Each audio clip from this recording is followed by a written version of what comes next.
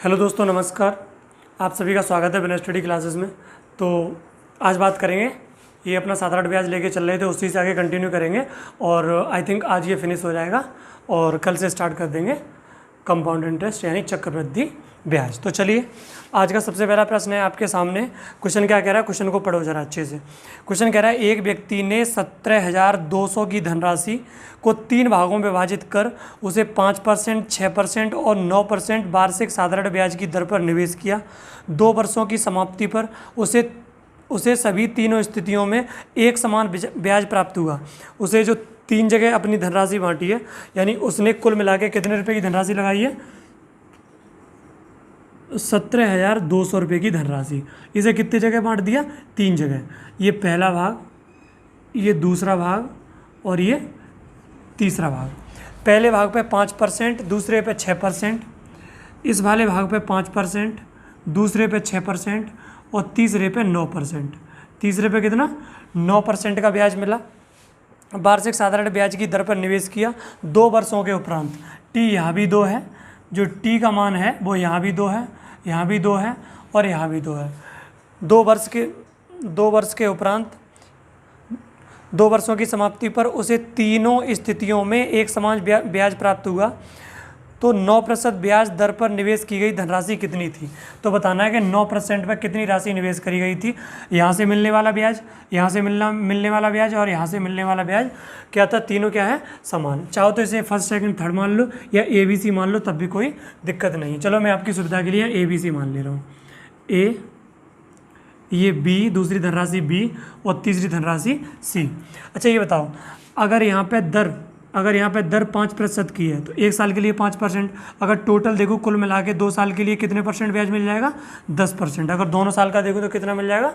10%। ये 6 दूनी 12%। यहाँ से कितना मिलेगा? 12% और 9 दूनी 18। यहाँ से कितना मिल जाएगा? 18%। यहाँ से मिलने वाला ब्याज, यहाँ से मिलने वाला ब्याज और यहाँ से मिलने वाला ब्याज, तीनों जगह से मिलने वाला ब्याज क्या है? समान। अर्थात A का 10%, A का कितना? 10% बराबर है B का 12% और बराबर है C का 18%। बोलो हाँ या ना। यहाँ तक की बात समझ में आई कि नहीं आई? यहाँ तक की बात समझ में आई। तो अब यहाँ से क्या निकालना है? ABC का रेशियो निकालना है आपको। क्या निकालना है? ABC का रेशियो। अब देखो ये सब बराबर में है और इनके सब में क्या लगा? परसेंट लगाए तो चाहो तो ये हट जाएगी, परसेंटेज क्या हो जाएगा? हट जाएगा। अब यहाँ से ABC का रेशियो निकालना है आपको। तो यहाँ से A अनुपात B अनुपात C का रेशियो निकालोगे तो 10 इधर जाएगा तो 1/10 अनुपात 1/12 और अनुपात 1/18, ये हो जाएगा ABC का अनुपात। अब अनुपात को ऐसे बट्टे में लिखते नहीं है, तो इसमें एक नंबर से ऐसे गुणा करो जिससे ये तीनों कट जाए। तो 18, 12 और 10, 18, 12, 10 का एलसीएम कितना होता है? 180। नहीं तो निकाल लेना। देखो 12 और 18 का 36 होता है। 36 को 10 के साथ लोगे, देखो 12 और 18 का लासा कितना हो गया? 36। 36 को 10 के साथ लोगे तो 2 कॉमन इसमें भी है, 2 कॉमन इसमें भी है, ठीक है। तो 2 कॉमन लोगे तो ये कितना हो जाएगा? यहाँ से बचेगा 18 और यहाँ से बचेगा 5। 18, 5 का लासा लोगे तो 90 और 90 का डबल करोगे तो 180। तो इसमें मैंने 180 का पूरे में गुणा किया। अब 180 का यहाँ पे करोगे तो कितना आ जाएगा? 18। यहाँ पे करोगे तो 15 और यहाँ पे करोगे तो 10। यानी ये अनुपात आ गया 12 × 12, 12 × 5 60। सही है। अनुपात आ गया 18 अनुपात 15 अनुपात 10। यानी जो वो तीनों धनराशियाँ हैं वो 18, 15 और 10 के अनुपात में लगाई गई हैं। क्वेश्चन में क्या पूछा है कि 9% ब्याज की दर पर निवेश की गई राशि कितनी है? 9% वाली कितनी है? 9% वाली C है, तो C का कितना है? 10। C का कितना है? 10 और कुल मिला के राशि कितनी है? 17,200। अगर यहाँ से कुल मिला के देखेंगे तो टोटल राशि कितनी हो जाएगी? यहाँ से टोटल राशि कितनी हो जाएगी? 18 और 15 कितना हो गया? 23। 18 और 15 23, 23 क्यों हो जाएगा? 33। 33 और 10 43। 33 और 10 कितना हो गया? 43। इन सबको जोड़ोगे और उस 43 की वैल्यू कितनी दे रखी है? 17,200। कितनी दे रखी है? 17,200। यहाँ से 1 की वैल्यू निकाल लोगे, 1 की वैल्यू निकालोगे तो 43 तिया 43 चौके, 43 चौके कितने होते हैं? 172। तो ये कितने बार कट गया? 400 बार कट गया। हमें वैल्यू किसकी बतानी है? 10 की। देखना दिखाई दे रहा है? हमें वैल्यू बतानी किसकी? 10 की। 10 की वैल्यू निकालेंगे तो 400 और गुणा 10 बराबर कितना हो गया? 4000। तो 9% पे नहीं दिखाई दे रहा? ये दिखाई दे रहा 400। तो यहाँ से 10 की वैल्यू निकालेंगे, यहाँ लिख दे रहा हूँ मैं। अगर यहाँ से हम 10 की वैल्यू निकालेंगे तो 10 की वैल्यू हो जाएगी 10 × 400, तो कितना हो जाएगा 4000। तो अर्थात जो 9% पे राशि निवेश करी गई थी वो कितनी आ गई 4000। आप इस तरीके से इस प्रश्न का उत्तर निकाल सकते हैं आसानी से, कोई दिक्कत नहीं होगी। तो चलिए, आई होप आपको ये क्वेश्चन समझ में आया होगा। तो इसे मिटा दे रहा हूँ, इसे आप नोट कर लेना, ठीक है, कुछ खास नहीं है। अगला प्रश्न है आपके लिए। क्वेश्चन कह रहा है कि एक बैंकर एक ग्राहक को साधारण ब्याज पर 4000 रुपये देता है। एक बैंकर है, वो किसी ग्राहक को साधारण ब्याज की दर पे कितने रुपए उधार देता है 4000। उसने पी दे दिया 4000, पी कितना दे दिया 4000। आगे क्या कह रहा है, पहले वर्ष के लिए ब्याज की दर X%, जो पहले साल यानी पहले साल जो ब्याज की दर लगेगी, जो हमारा रेट लगेगा वो कितना लगेगा X%, और दूसरे वर्ष X + 3%, और जो दूसरे साल ब्याज की दर लगेगी वो कितनी लगेगी X + 3%।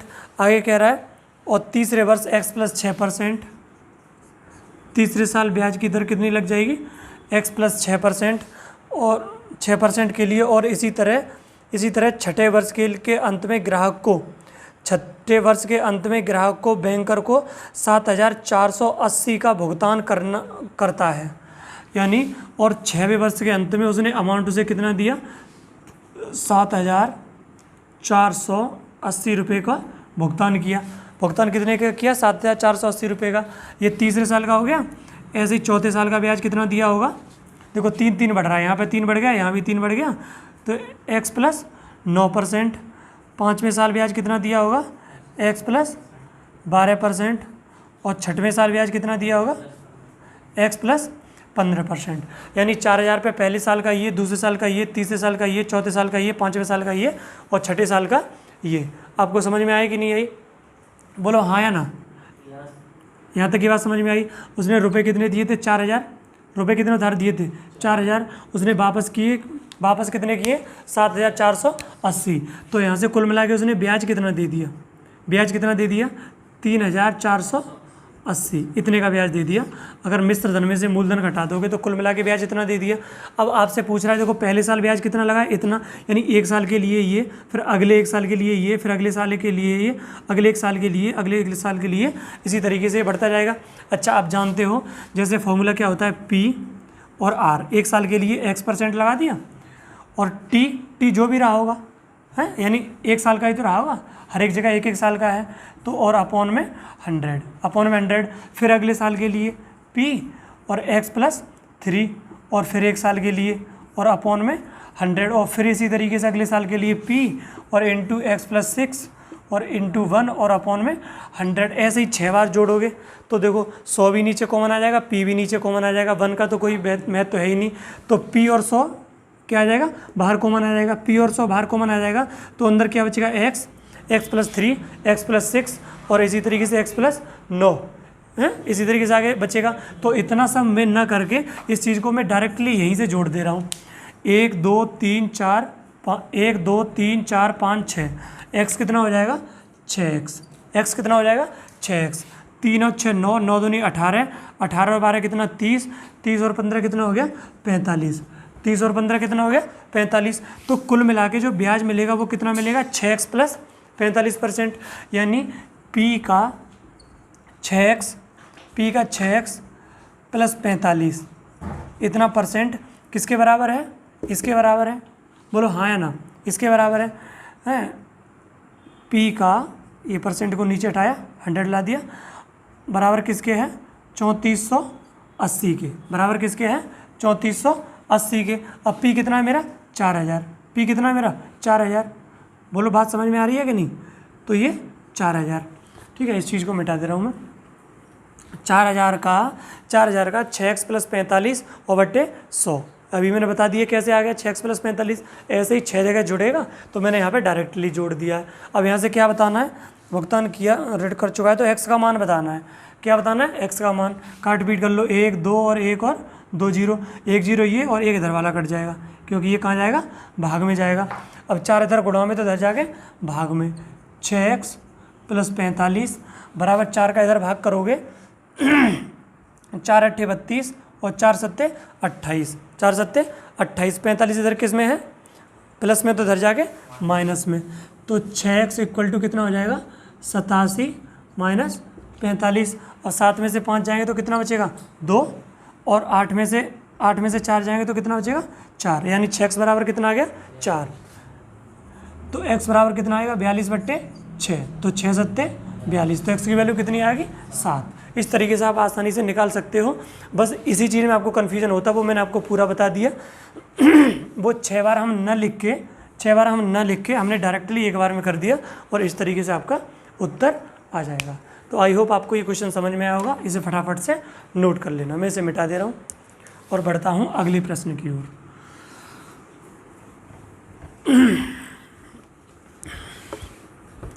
चलिए अगला प्रश्न है, आपको दिखाई दे रहा है यहाँ तक,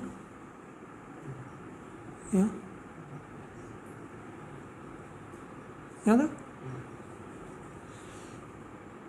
चलो अगला क्वेश्चन है आपके लिए। अगला क्वेश्चन क्या कह रहा है, इसे भी ध्यान से पढ़ो, काफ़ी अच्छा क्वेश्चन है।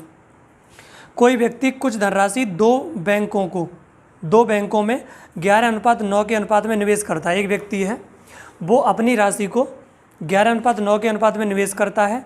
पहले बैंक से उसे 19% का ब्याज की दर प्राप्त होती है। एक व्यक्ति है, वो अपना धन है उसे 2 बैंकों में लगाता है, ये पहला बैंक और ये दूसरा बैंक। आगे क्वेश्चन में क्या कह रहा है, 11:9 के अनुपात में लगाता है।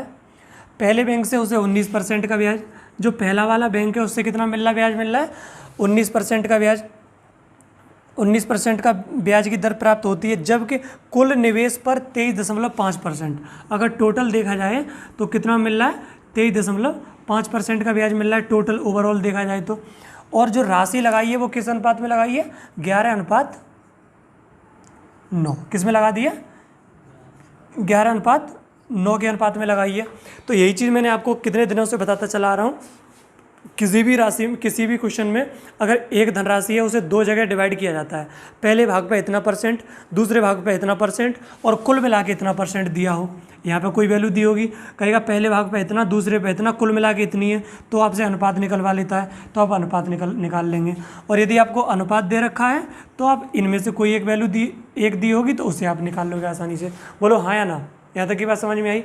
अगर आपको यहाँ तक की बात समझ में आई तो हम लोग क्या करते हैं, हम लोग ये करते हैं कि इन दोनों का डिफरेंस लेते हैं और इन दोनों का डिफरेंस लेते हैं। बोलो हाँ या ना, अनुपात में इन दोनों का डिफरेंस ही तो लेते हैं।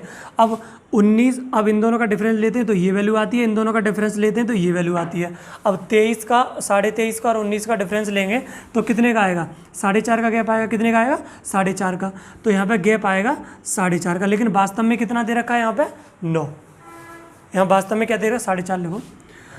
गैप कितने का है, 4.5 का, यानी 23.5 में से 19 घटाएंगे तो 4.5, लेकिन वास्तव में वैल्यू कितनी दे रखी है, 9 दे रखी है, 9 दे रखी है।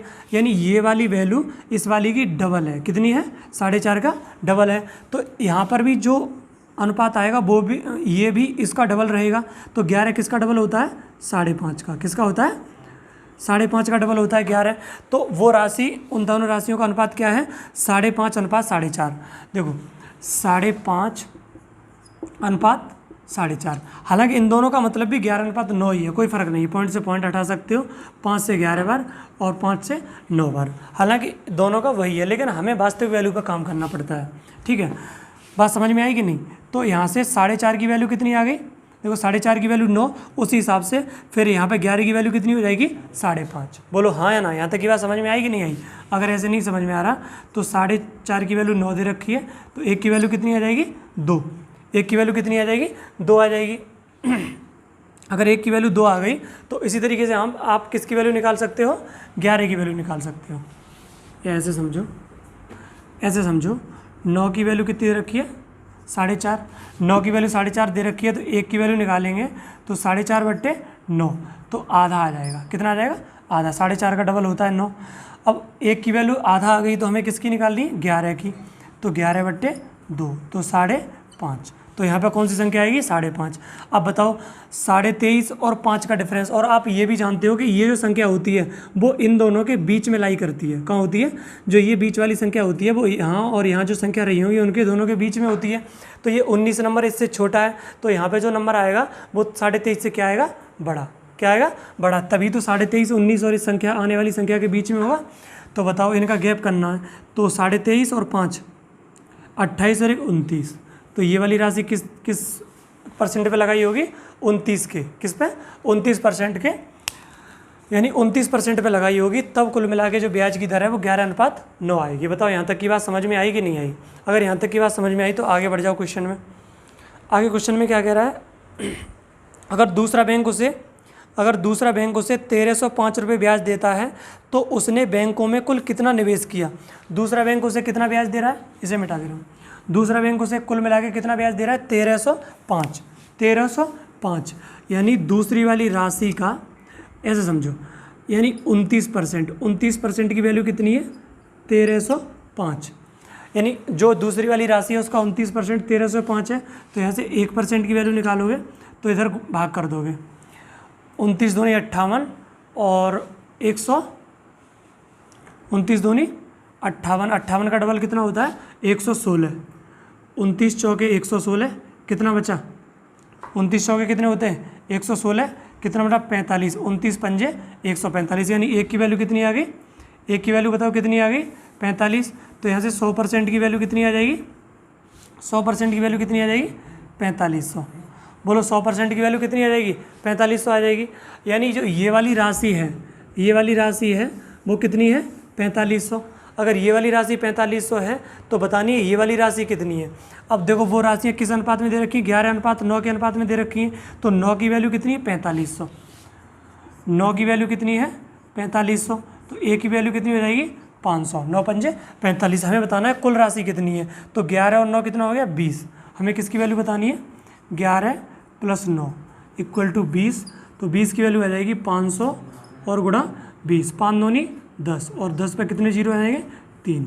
तो कुल मिला के उसने कितनी राशि निवेश करी थी? 10,000। कितनी राशि निवेश करी थी? 10,000। कुल मिला के उसने 10,000 रुपये की राशि निवेश करी थी। तो चलिए, मुझे उम्मीद है कि आपको ये क्वेश्चन समझ में आया होगा। तो फिर मैं इसे मिटा दे रहा हूँ। ठीक है, यहाँ पे मैंने कुछ नया नहीं किया है, सब वही चीज़ है। अगला प्रश्न है आपके सामने, उसे पढ़िए।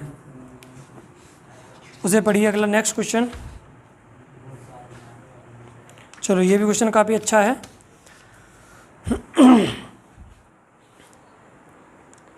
ये भी क्वेश्चन काफ़ी अच्छा है। क्वेश्चन क्या कह रहा है? क्वेश्चन को जरा पढ़ो ध्यान से। क्वेश्चन कह रहा है कि अंकित 6,000 रुपये साधारण ब्याज पर बैंक से उधार लेता है। अंकित है 6,000 रुपये साधारण ब्याज पर बैंक से उधार लेता है। 6 साल बाद 2,000 रुपये चुका देता है। अच्छा, अंकित गया बैंक में। अंकित कहाँ गया? बैंक में। और उसने रुपया कितने लिए? 6,000 रुपये लिए। 6,000 रुपये उधार ले लिए बैंक से। आगे क्या कह रहा है कि 6 साल बाद 2,000 चुका देता है। जैसे ही 6 साल हुए तो 6 साल बाद बैंक से मैं आज पैसे उधार ले आया 6,000 रुपये। अब मैं 6 साल बाद जाऊंगा तो मेरे को भैया लो 2,000 ले लो, बाकी का आगे हिसाब करता रहूँगा। तो 6 साल तक तो 6,000 रुपये ब्याज लगेगा। बोलो हाँ या ना? यानी 6 साल बाद मैं बैंक में जा रहा हूँ तो 6,000 रुपये कितने साल का ब्याज लगेगा? 6 साल का। 6 साल यानी 6,000 रुपये पर कितने साल का ब्याज लगेगा? 6 साल का। यानी 6,000 रुपये पर 6 साल का लगेगा। 6T यानी 6 ईयर। 6,000 रुपये पर 6 साल का ब्याज। और जैसे ही उसने और कह रहा है 6 साल बाद 2,000 रुपये चुका देता है। अब 6,000 में 2,000 चुका दिए तो पैसे कितने रह गए? 4,000 रुपये रह गए। 4,000 रुपये आगे कह रहा है 6 साल बाद 2,000 चुका देता है। 6 साल बाद 2,000 चुका देता है। शुरुआत में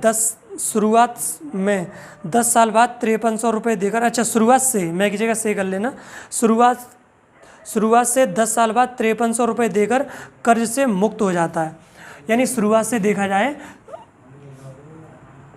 शुरुआत से 10 साल बाद 5300 रुपये देकर, शुरुआत में 10 साल बाद 5300 रुपये देकर कर्ज से मुक्त हो जाता है। यानी अब जब लास्ट में यानी जब 10 साल पूरे हो गए, यानी 10 साल में उसने हिसाब किया है, तो 10वें साल गया तो उसने कितने रुपए दे दिए, 5300 रुपये दे दिए। 5300 रुपये दे के और कर्ज से मुक्त हो गया, यानी 5300 रुपये तो ये दे दिए और 2000 और दे आया था बीच में एक बार। कितने दे आया था, 2000 और दे आया था। तो कुल मिला के रुपये उसने कितने दे दिए बैंक वाले को, 7300। कितने दे दिए, 7300 रुपये दे दिए। कुल मिला के उसने बैंक वाले को रुपये कितने पहुंचा दिए, 7300। और रुपये उधार कितने लिए थे, रुपये उधार कितने लिए थे, 6000। रुपये उधार कितने लिए थे, 6000। बोलो हाँ या ना, यहाँ तक की बात समझ में आई कि नहीं। रुपये उधार लिए थे 6000 और कुल मिला के 10 साल बाद कितने रुपये दे दिए, 7300 रुपये दे दिए। तो ब्याज, तो यानी ब्याज इसमें कितना चुकाया उसने, 1300 रुपये। ब्याज कितने रुपये का चुका दिया, 1300 रुपये का। ब्याज 1300 रुपये का चुका दिया उसने। आगे कह रहा है तो ब्याज की दर ज्ञात करें। क्या करना है, ब्याज की दर।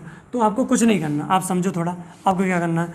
आप देखो 6000 रुपये पर 8% के रेट से कितने साल के लिए, 6 साल के लिए, प्लस अब जैसे ही 6 साल बाद उसने रुपये चुका कितने दिए, 2000 रुपये चुका दिए। और 2000 रुपये चुका दिए तो पैसे कितने बचे, 4000 रुपये। 4000 रुपये पे 8% के रेट से टोटल पूरा हिसाब 10 साल में किया है। 6 साल बाद ये, फिर ये वाला धन कितने साल के लिए लगा होगा, 4 साल के लिए। कितने के लिए, 4 साल के लिए। क्यों, क्योंकि उसने पूरा हिसाब शुरुआत से देखा जाए तो कितने साल बाद किया है, 10 साल बाद किया है। तो 6 साल बाद तो कितने रुपए लौटाए थे, 2000। तो बाकी का जो 5300 का हिसाब किया है वो आगे 4 साल बाद किया होगा। तो कुल मिला के देखा जाए तो 6 और 4 10 साल हो गए, यानी 10 साल बाद हिसाब क्लियर कर दिया। तो कुल मिला के इसका और इसका ये भी ब्याज और ये भी ब्याज, और कुल मिला के उसने भुगतान कितने का किया है ब्याज का, 1300 रुपये का। कितने का किया मेरे भाई, 1300 रुपये का भुगतान किया। 1 2 1 और 2, 1 2 1 और 2। इसे थोड़ा काट पीट लो, इसे काटो। देखो 6 छिंगे 36, यानी 360 आर, ये 4 चौके 16, 160 आर बराबर कितना, 1300। बराबर कितना आ जाएगा, 1300।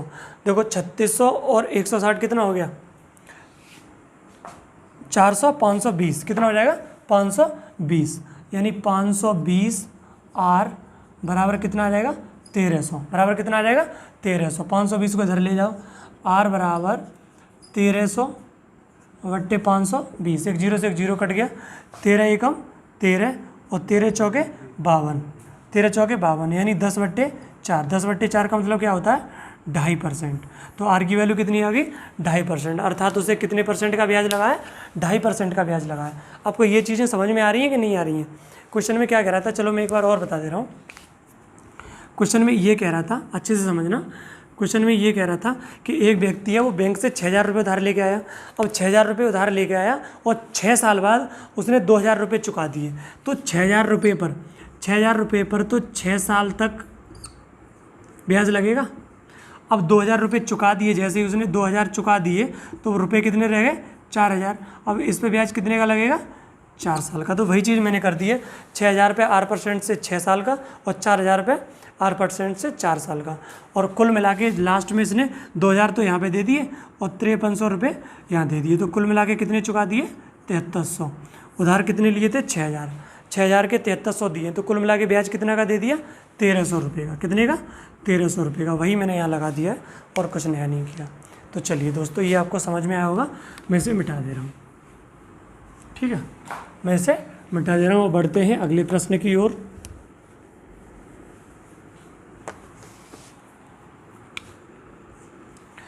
अगला क्वेश्चन क्या कह रहा है, उसे पढ़ो। अगला क्वेश्चन पढ़िए, ये भी काफ़ी अच्छा क्वेश्चन है। एक व्यक्ति ने कुछ राशि निश्चित अवधि के लिए निवेश की। एक व्यक्ति ने कुछ राशि है, चलिए तो फिर ये अगला प्रश्न है आपके लिए। क्वेश्चन क्या कह रहा है कि एक व्यक्ति ने कुछ राशि एक निश्चित अवधि के लिए निवेश की। यदि साधारण ब्याज की दर 15% बाहर से कहे तो मिश्र धन 44,000 रुपये हो जाती है। यदि साधारण ब्याज की दर 6% है तो राशि 22,400 रुपये हो जाती है। तो धनराशि ज्ञात करें। यानी कोई एक व्यक्ति है, उसने पी राशि लगाई। कितनी राशि लगाई, पी राशि, ये नहीं पता कितने टाइम के लिए लगाई। तो अब यदि ब्याज की दर 15% रहती है, कितनी रहती है, 15%, तो मिश्र धन हो जाता है 44,000। कितना हो जाता है, 44,000। आप जानते हो कि मिश्र धन का मतलब क्या होता है, P + SI। क्या होता है, पी प्लस एस आई। तो मैंने मान लिया कि उसने पी राशि उधार लगाई होगी और पी में ब्याज जोड़ेंगे, यानी पी का अगर 15% का ब्याज है और कितने टाइम के लिए, टी टाइम के लिए, कितने टाइम के लिए, टी टाइम के लिए, तो मिश्र धन कितना हो जाता है 44,000 रुपये। मिश्र धन कितना हो जाता है 44,000 रुपये हो जाता है। यानी मूलधन में अगर ब्याज जोड़ देंगे तो क्या निकल आता है, मिश्र धन निकल आता है। और यदि पी प्लस ब्याज की दर 6% हो, कितने परसेंट हो, 6% हो, तो मिश्र धन कितना हो जाता है 22,400 रुपये हो जाता है। तो अब यहाँ से आप देख रहे हो पी जो जितना यहाँ पर है उतना ही यहाँ पर है। यहाँ पे ब्याज की दर 15% है, यहाँ कितनी है 6%। तो यहाँ से ब्याज की दर 9% घट गई, कितनी घट गई 9%। तो इसमें कितने की कमी आ गई, इसमें कितने की कमी आ गई 0, 0, 6, 1 और 2, यानी 21,600 की कमी आ गई। इसमें 21,600 की कमी आ गई है। यानी इसमें से इसको घटाओगे अर्थात पी का 9% और इंटू टी बराबर कितना आ गया 21,600। यानी पी पे कितने की, देखो पी जितना यहाँ पर है उतना ही यहाँ पर, उससे तो कोई फर्क पड़ेगा नहीं। तो कमी केवल किस में हुई है, दर में। तो पी का 9% इंटू टी तो बराबर किसके हो जाएगा 21,600 का। अर्थात मैं यहाँ से पी का 1% और इंटू टी निकालूंगा तो मेरा कितना आ जाएगा, 9 का इधर भाग लग जाएगा, 21,600 में कितने से भाग लग जाएगा 9 से। तो 9 दूनी 18 और 9 चौके 36। अर्थात यहाँ से देखो P इंटू 1% और इंटू टी, P इंटू 1% और इंटू टी, उसकी वैल्यू कितनी आ गई 2400। अगर इसकी वैल्यू 2400 आ गई तो अगर मैं यहाँ से 1% की वैल्यू आ गई, यहाँ से अगर मैं 6% की निकालूँ, यानी P इंटू 6% और इंटू टी तो बराबर कितना हो जाएगा 2400 और इंटू 6। बोलो हाँ या ना, यहाँ तक की बात समझ में आई। अब देखो 24 छक्के कितने होते हैं 144 और 2 0, यानी P का 6% और इंटू टी बराबर किसके है 14,400 के। अब यहाँ पे P प्लस P का 6% इंटू टी बराबर किसके हैं 22,400 के। तो इतने की वैल्यू केवल कितनी आ गई 14,400। तो अगर इसमें से 14,400 घटाऊंगा तो वैल्यू केवल किसकी बचेगी, P की बचेगी। तो यहाँ से अगर मैं P निकालूंगा तो 22,400 में से कितना घटा दूंगा 14,400 घटा दूंगा। तो देखो 1 0 2 0 3 0, 12 में से 4 जाएंगे तो 8, सही है। और यहाँ 1 में से 1 0, तो अर्थात जो मेरा P है मूलधन है वो कितना आ गया 8,000 रुपये आ गया। कितना आ गया 8,000। आई होप आपको ये क्वेश्चन समझ में आया होगा। तो आज के लिए इतना ही रखेंगे और आगे मुलाकात करेंगे अगली क्लास में। और ये आपका शायद ये CI आप सॉरी हाँ नहीं SI आपका साधारण ब्याज ये कंप्लीट हो गया और आगे बात करेंगे किस पे, चक्रवृद्धि ब्याज पे, वो अगली क्लास में। Bye bye, take care.